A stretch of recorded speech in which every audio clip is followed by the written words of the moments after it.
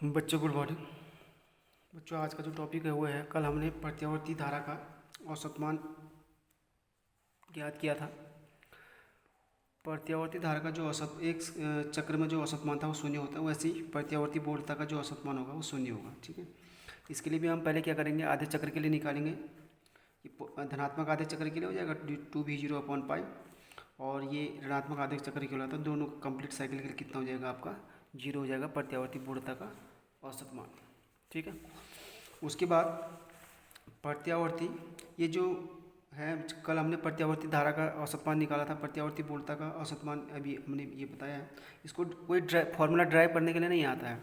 ठीक है, एक एक नंबर में क्वेश्चन आ जाता है या न्यूमेरिकल में हमको इनकी वैल्यू चाहिए होती है, इसलिए हम इनको निकालते हैं। लेकिन पेपर में जो होता है, ये फॉर्मूला ड्राइव करना या फिर ये ड्राइव करना, जो ये प्रत्यावर्ती धारा का हो चाहे बोधता का हो, वो आपके सिलेबस में नहीं है। ठीक है, मान सिलेबस में है, लेकिन उसको डेरिवेशन को ड्राइव करना, ठीक है, वो नहीं है। चाहे ये है चाहे प्रत्यावर्ती धारा का है। ठीक है, लेकिन उसके मान हमको याद होने चाहिए, क्योंकि एक एक नंबर के भी क्वेश्चन आजकल आते हैं, ऑप्शनल जो होते हैं उसमें आ जाता है, या फिर न्यूमेरिकल से तो हमको चाहिए। तो प्रत्यावर्ती धारा का जो वर्ग माध्य मूल हम ज्ञात करेंगे, वर्ग माध्य मूल मान यानी IRMS, RMS यानी रूट मीन स्क्वायर वैल्यू। ठीक है, root mean square value of current यानी वर्ग माध्य मूल मान। ठीक है, ये भी आपको ये डेरिवेशन करने की ज़रूरत नहीं है। ये कहने का मतलब है कि ये पेपर में सिलेबस में नहीं है, सिर्फ इसका मान क्या होता है वो सिलेबस में, जैसे Vm बराबर -2v0/π है, वैसे इसका मान भी है। ठीक है, इसको ड्राइव करना सिलेबस में नहीं है। तो हम प्रत्यावर्ती धारा के पूरे चक्र के लिए धारा के वर्ग के औसत मान के वर्गमूल को इसका वर्ग माध्य मूल मान कहते हैं। तो इसे IRMS से व्यक्त करते हैं। प्रत्यावर्ती धारा के पूरे चक्र के लिए I² का मान प्रत्यावर्ती धारा का है वर्ग का औसत। ठीक है, प्रत्यावर्ती धारा के वर्ग के औसत मान को वर्ग माध्य मूल कहते हैं। धारा है जैसे करंट है, उसके बाद इसका वर्ग है, फिर इसका औसत है, ये ऊपर से बाहर मतलब औसत। ठीक है, तो 0 to integration of 0 to t यानी एक साइकिल के लिए निकालें I² dt/t। ठीक है, I का मान I बराबर I0 sin ω/t dt, इसके मान रख दिए हैं। ठीक, ये आपको पता ही है। हम इंटीग्रेशन कर रहे हैं दोनों upon t, I² sin² dt। तो इसको मैंने क्या कर दिया है, t का मान रख दिया है यहाँ पर। t का मान कितना होगा 2π/ω, तो ये नीचे तो ओमेगा कहाँ जाएगा, आपका ऊपर आ जाएगा। ठीक, यहाँ इस वाले पोर्शन को क्या किया है, 2 से गुणा भी कर दिया, 2 से डिवाइड भी कर दिया। इसीलिए कराया क्योंकि आगे कोई फार्मूला बनता है, इसीलिए कराया, उसमें ज़्यादा कोई दिक्कत नहीं है।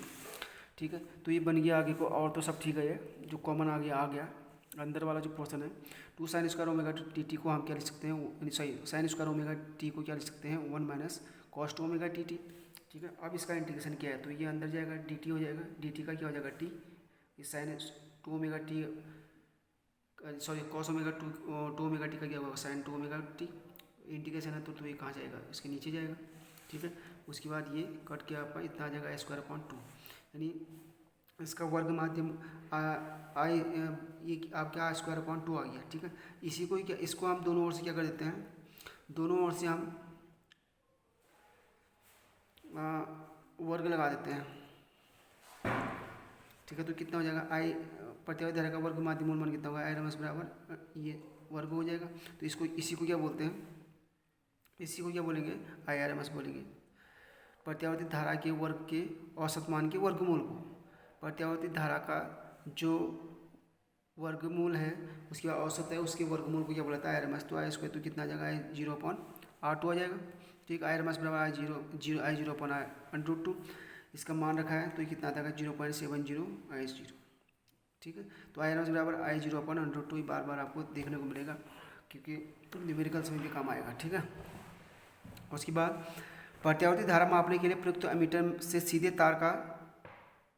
धारा का वर्ग माध्य मूल मान प्राप्त होता है। यदि किसी प्रत्यावर्ती धारा का परिपथ में लगे एमीटर का पाठ 10 एम्पियर है, तो उसका अर्थ है कि परिपथ में धारा का वर्ग माध्य मूल मान 10 एम्पियर है। ठीक है, अगर कभी कभी न्यूमेरिकल में क्या आएगा कि एमीटर का पाठ्यांक 10 एम्पियर है, तो सीधे वर्ग माध्य मूल को मानता है। ठीक है, उसको करंट नहीं बोलेंगे हम। ठीक है, यानी हमने I लिख दिया 10 एम्पियर, ऐसा नहीं है, वो वर्ग माध्य मूल मान होगा 10 एम्पियर।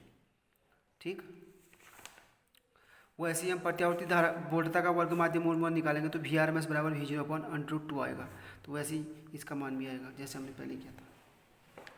ठीक, तो प्रत्यावर्ती वोल्टता मापने वाले वोल्टमीटर से सीधे वोल्टता का वर्ग माध्य मूल मापा जाता है। जैसे हम सीधे एमीटर का क्या माप रहे हैं, वर्ग माध्य मूल मापते हैं, वो सीधे वोल्टता का वर्ग माध्य मूल। जो घरों में 220 वोल्ट पर प्रत्यावर्ती धारा AC की आपूर्ति होती है, इसका अर्थ है कि प्रत्यावर्ती वोल्टता का वर्ग माध्य मूल में 220 वोल्ट है। वो प्रत्यावर्ती जो 220 वोल्ट की जो आपूर्ति होती है वर्ग माध्य मूल मान होता है।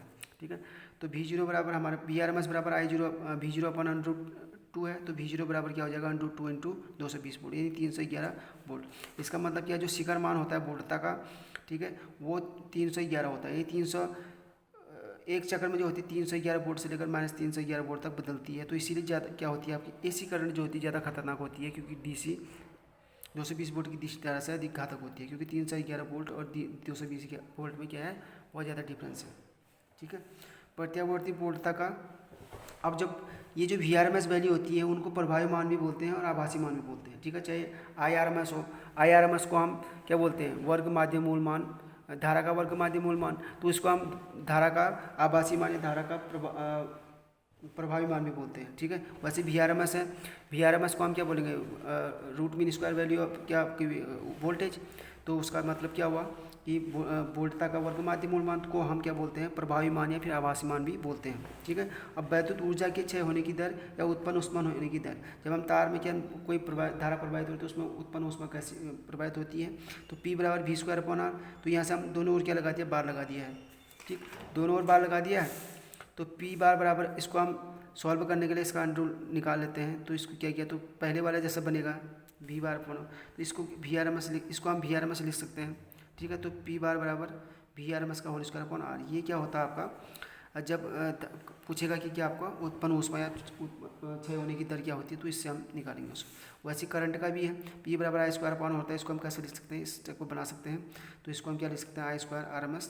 तो ये जब करंट की फॉर्म पूछेगा क्या औसत मान, जो उत्पन्न ऊष्मा या वैद्युत ऊर्जा क्षय कितनी हुई, तो इस फॉर्मूले को हम लगाएंगे। ठीक है।